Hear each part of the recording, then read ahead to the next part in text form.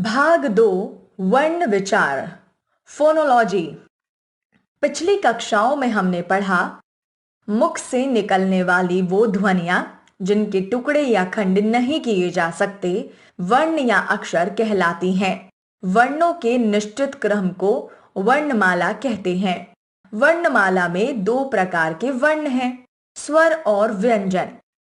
हिंदी वर्णमाला: स्वर अ आ, ई ई, उ ऊ, र ए ओ।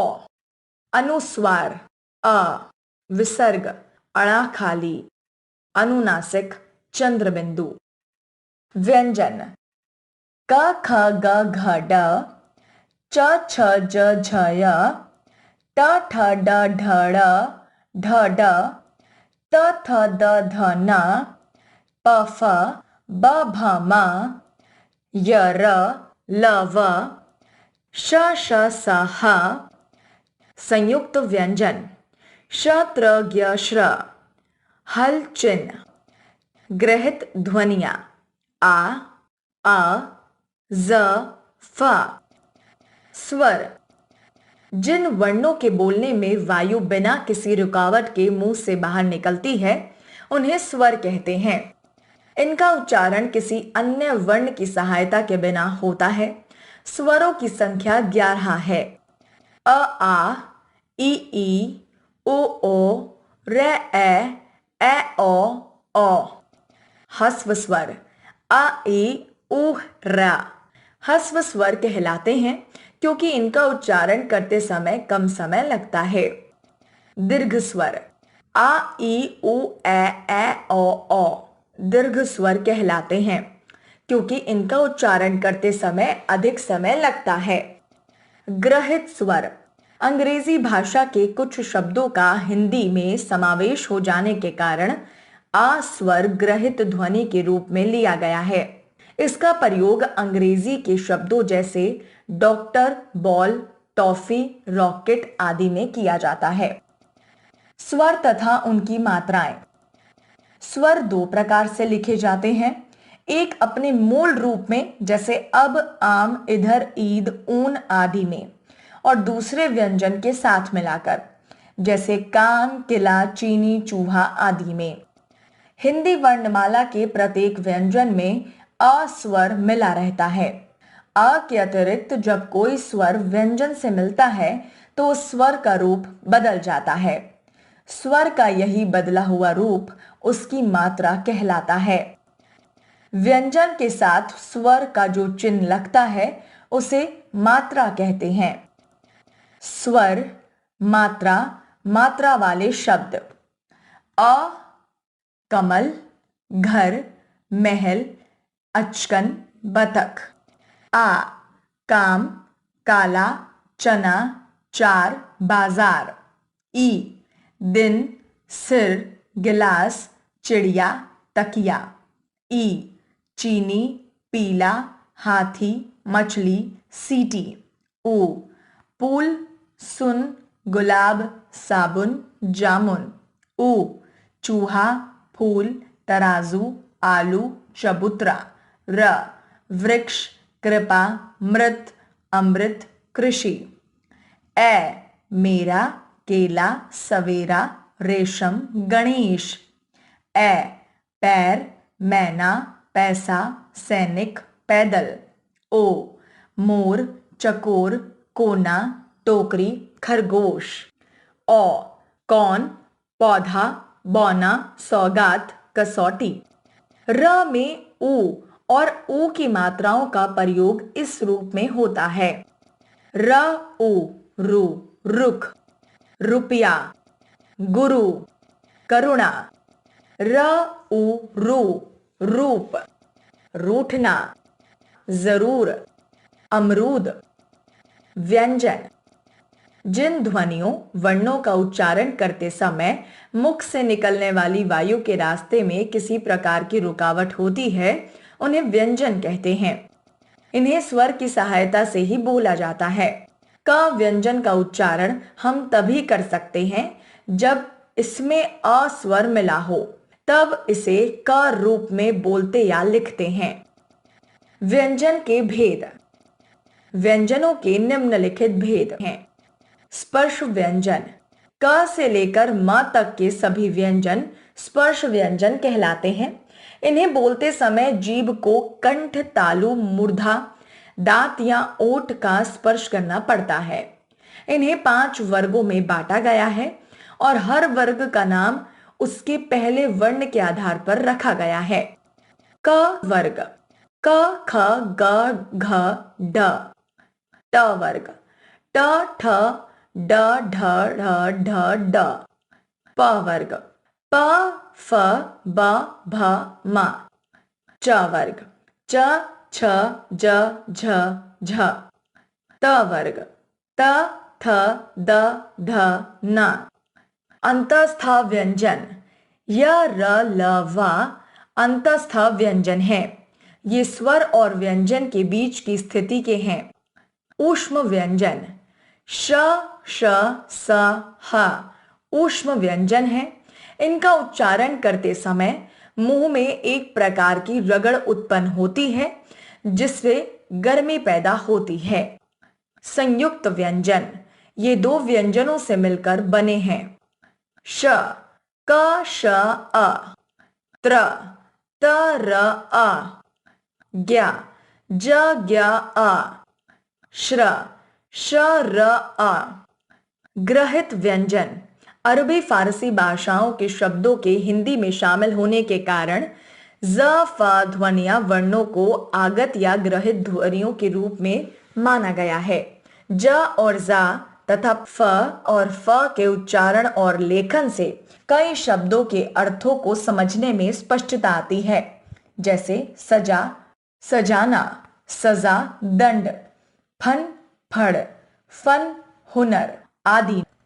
हिंदी वर्णमाला के स्वरों के अंत और व्यंजनों से पहले अ अणा खाली ध्वनियां आती हैं। अ को अनुस्वार और अणा खाली को विसर्ग कहते हैं। ये अ के योग से ही वाहन करते हैं, यानी अ के बिना इनका उच्चारण संभव नहीं है। इसीलिए उन्हें आयोगवाह कहा जाता है। विसर्ग का प्रयोग केवल संस्कृत शब्दों में ही होता है, जैसे अंतः, प्रातः, प्रायः।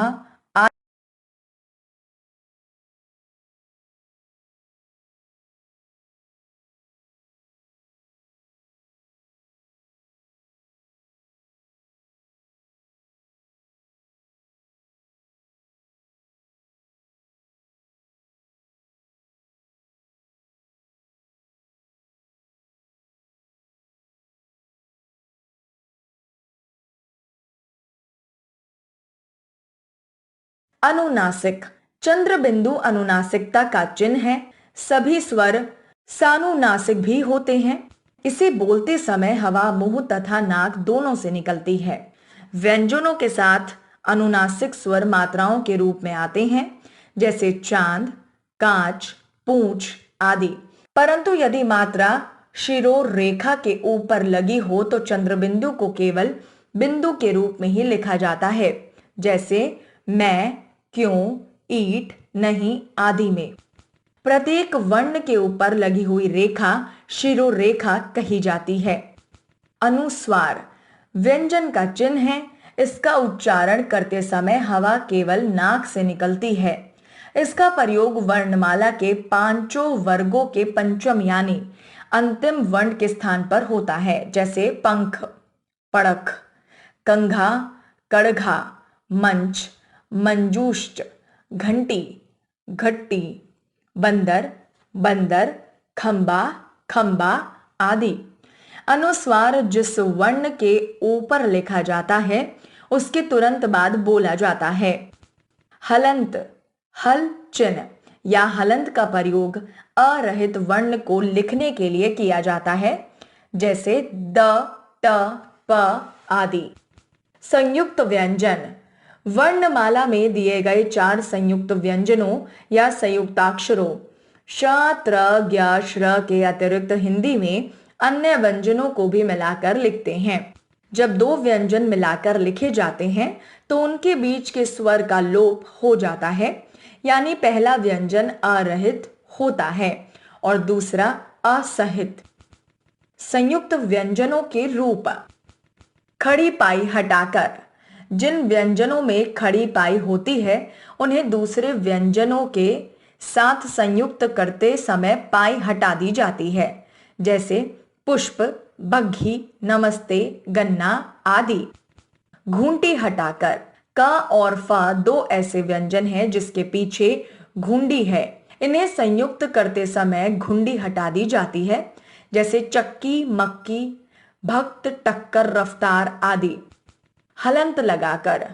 ड, छ, ट, ठ, ड, ढ, द, ह व्यंजनों को स्वर रहित रूप में लिखने या दूसरे व्यंजन के साथ संयुक्त करते समय हलंत लगाकर लिखा जाता है, जैसे लट्टू, बुढ़ा, चिट्ठी, लड्डू आदि।